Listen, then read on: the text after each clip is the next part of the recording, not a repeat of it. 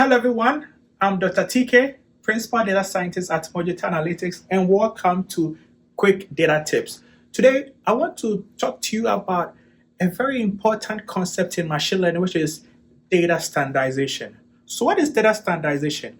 Well, data standardization is a technique in machine learning, and it's usually used during the data pre-processing stage. And it's a way of transforming our data such that our features or variables have a similar scale. Okay, and why is it important? Usually it's important because standardization improves the overall performance of the model or the algorithm that you are using. And when it comes to data standardization, there are two main approaches. The first approach is called the min-max standardization. And what is the min-max standardization? The min-max standardization is a way of standardizing our data so that our data set lies within a specific range, usually between 0 and 1. Okay, and why is min-max important?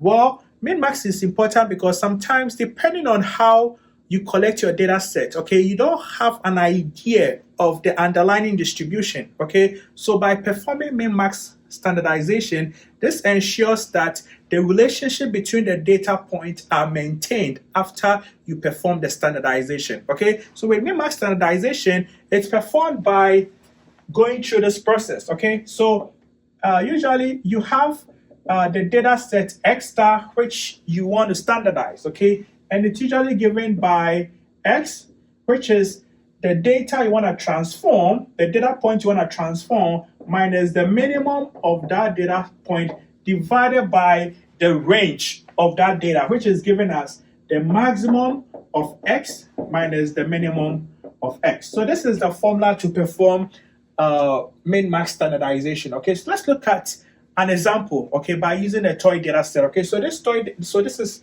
an example that we have here. So with this toy data set, we have the variable age, okay, and the variable age is made up of these data points. Okay, so we have age 50, 70, and age 100. Okay, so in order for us to perform a min-max standardization, we have to apply it on each of the data points. So let's start with when age equals to 50. But then before we even start, okay, within this data set or this data point, we need to first of all identify the minimum value and then the maximum value. Okay, so in our case, the minimum X is equal to, so we scan through this feature age and then obtain the minimum to be 50. And similarly, we scan through and then we obtain the maximum to be 100. So once we've identified the minimum and the maximum, then we can plug it into the formula to obtain our standardization. Okay, so let's start with when X star equals to 50, that is the standardized value when age equals to 50. Okay, so in this instance, we plug in X equals to 50 minus the minimum of X. In our case, minimum of X equals to 50. So we have here 50 divided by the maximum, which is 100 divided by 50. Okay, so now we evaluate our fraction. Okay, so 50 minus 50 is 0 divided by 50, and then when we compute this, we obtain 0. Okay, so this is the standardized value after you've applied what? Min-max standardization. Okay, good. So now we move on to the next one, which is when X star equals to 70.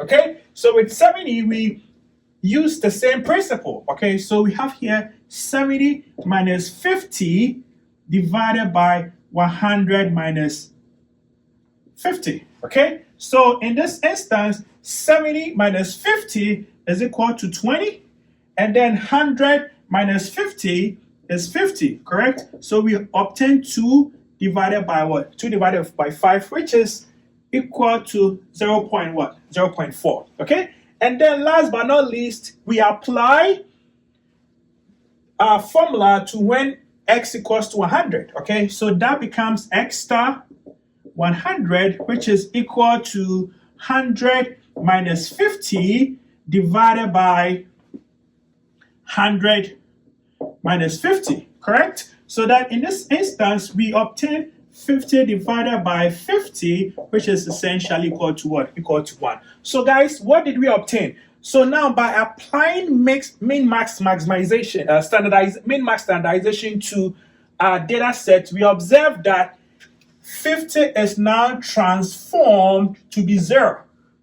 70 is now transformed to be 0.4, and then 100 is now transformed to be 1. So essentially, we've created a bound, okay, where the smallest is 0 and then the maximum is 1, okay? So essentially, by applying min-max standardization, we've been able to scale our data set to be within the range 0 and 1. And like I said, when we apply min-max standardization, we apply min-max standardization if we don't know the distribution where our data set is coming from, or if we want to maintain that distribution of the original data set. So thank you, and now move on to the next approach, which is the standard scaler.